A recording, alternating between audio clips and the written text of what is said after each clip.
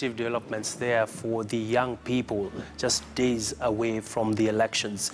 And I want to bring in a gentleman who is known to many, especially since he moved houses, and now he's the marketing director for Bidco Africa, formerly from Kenya Airways, and that is none other than Diaz. Many thanks for joining us this afternoon. Yes, good afternoon. Thank you very much for having us in studio.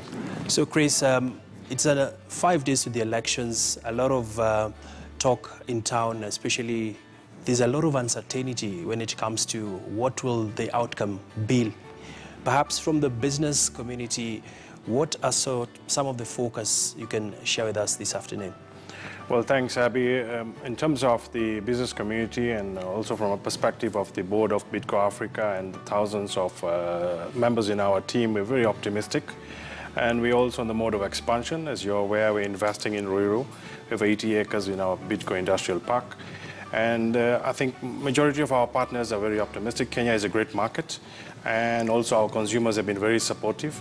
And we look forward to a positive, fair and free elections. And going forward, the markets are very vibrant. All right, markets are very vibrant.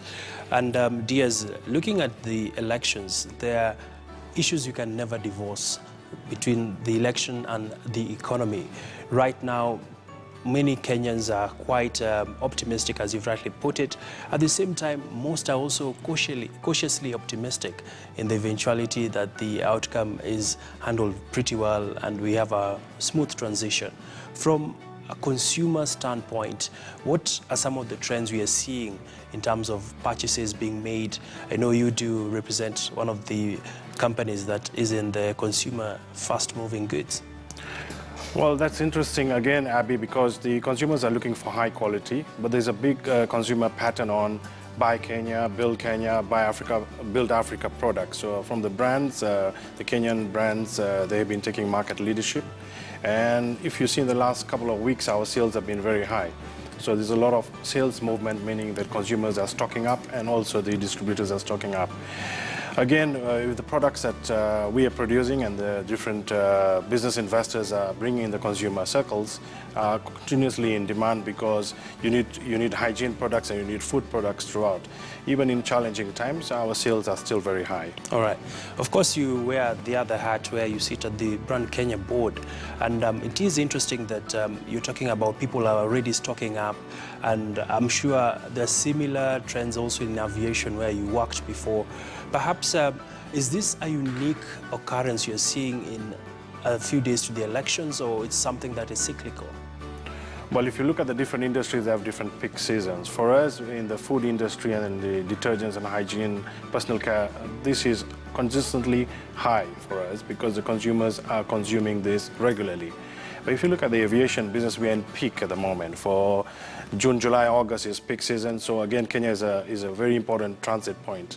So a lot of traffic inbound, a lot of marketing being done by Brand Kenya and Tourism Board has seen traffic coming in.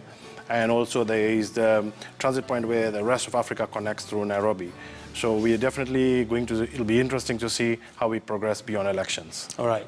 And Chris, looking at the recent developments around the IEBC, where we did see the ICT manager murdered in mysterious circumstances, this sort of has a dent on Kenya's image on the international stage.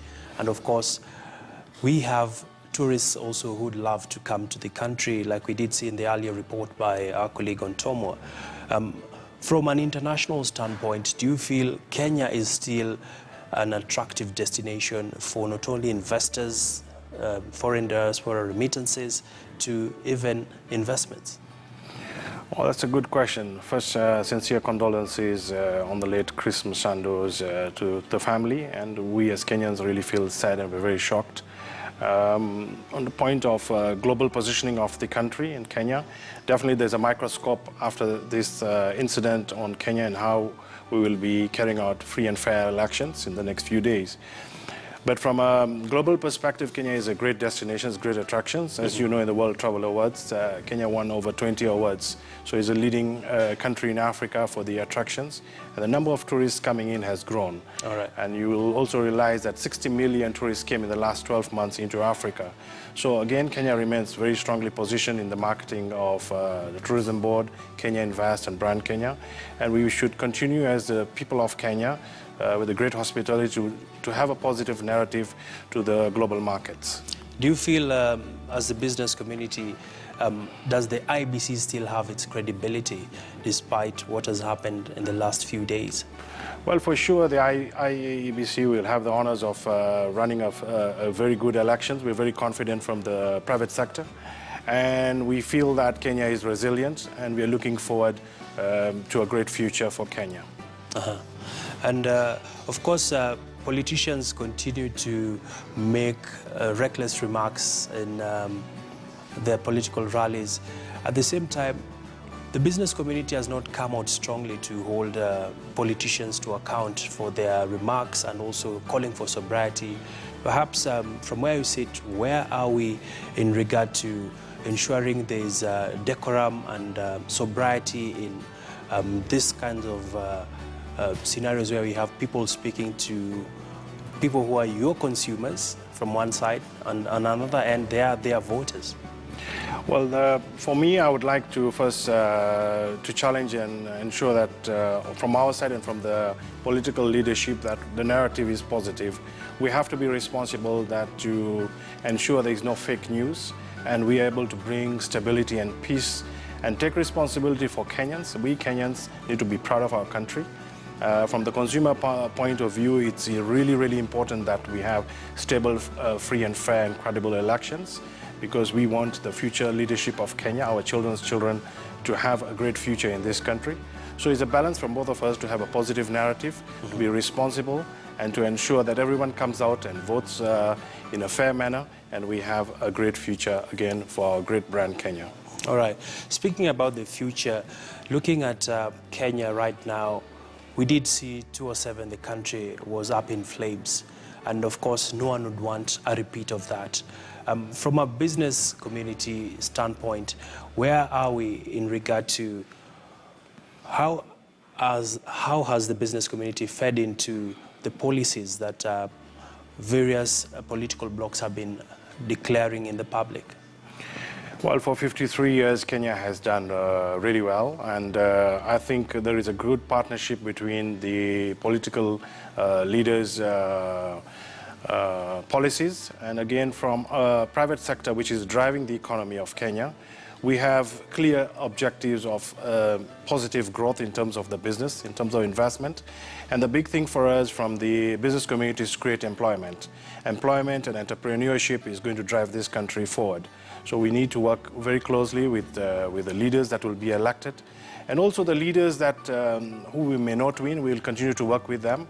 And in general, the business community is very positive, optimistic, and looking forward how we can partner with the entire people of Kenya, the rest of Africa, and ensure that our business is growing. All right. Of course, elections are it's an event that people should be happy about, that you're getting the opportunity to elect your preferred candidate. At the same time, elections are very tricky events for a country, especially from a supply side of things. You've talked earlier on about people stocking up. From a manufacturer's point of view, do you have sufficient stocks to feed the masses, irrespective of the outcome of the elections? Well, from a perspective of most of the manufacturers, including ourselves, we're very well organized. We have enough stocks. Our products are in high demand, and we produce millions of products every day, every month. And the stocks planning for distribution is that all our distributors are well stocked, and the replenishment program is well handled. And our trucks for distribution will be going across the country. So we're looking forward to our consumers getting the products in high quality on time. All right. So, Chris, parting shot, perhaps, what's your focus really for Kenya after the elections? What would you like to see happen? Well, for me and you, Abby, and for the rest of Kenya and the rest of the world is watching us, and I think we have to make this one great nation, one cohesive country, one Kenya. And we look forward to a very stable and peaceful elections. My mind is to make to request all Kenyans come out and vote for the best leaders and ensure that we support Kenya and make Kenya a great country across the world. Many thanks there. Chris Diaz speaking to us. Thanks, Abby. Just 5 days to the elections. He is the marketing director for Bidco Africa, sharing with us his sentiments. And the business community remains rather optimistic, even as the country heads to the polls this coming month of, actually in the current month of August the 8th.